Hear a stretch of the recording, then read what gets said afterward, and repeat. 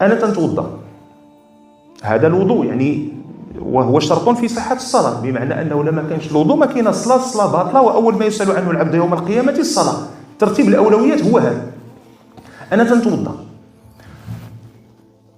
وصلت للمرافق، بديت كنغسل في المرافق، مسحت الراس، مسحت ودنيا، هبطت غنغسل رجليا.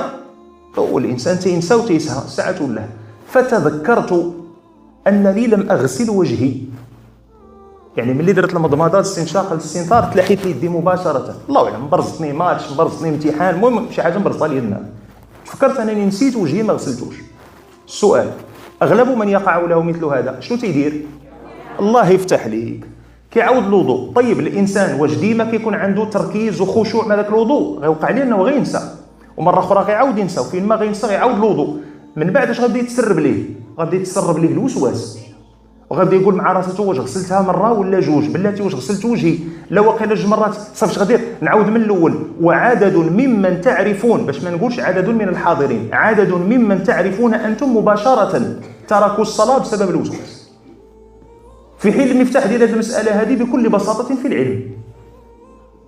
ماشي العلم هو انك تكون تبعتي واحد الشيخ وجلستي معاه واحد 86 شهر هو غير مازال كيفصل معاك في انواع المياه وفي الطهاره. لا لا لا، ما العلم تتعلم ما يستقيم به دينك.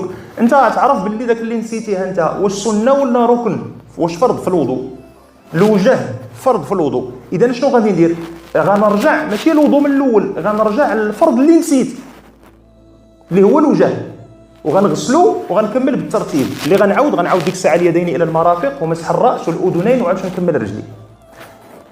كنتوضا، وصلت عاوتاني دوك الرجلين، المهم هاد الرجلين هادو معاهم شي مشكل، وصلت هادوك الرجلين غادي نغسلهم، تفكرت بلي راه كلشي غاسلو غير هو ما درتش المضمضه والاستنشاق والاستنثار.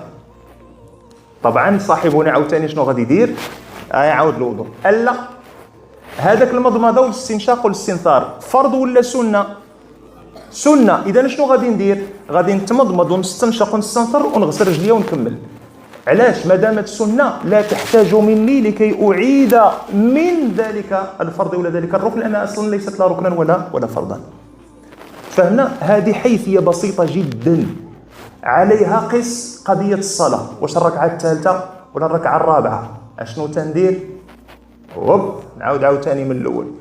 واش درت سجده ولا درت جوج؟ عاوتاني من الاول. شوف، حنا ما كنصلحوش هذا الشيء، خلي تندقاد وكيبدا يلعب معاك عاوتاني شيطانك. الا ما تقاديتيش بالعلم باش غادي تقاد؟ انا عطيتك وهذا الساروت باش ندخل ونحل لنا واحد الكتيب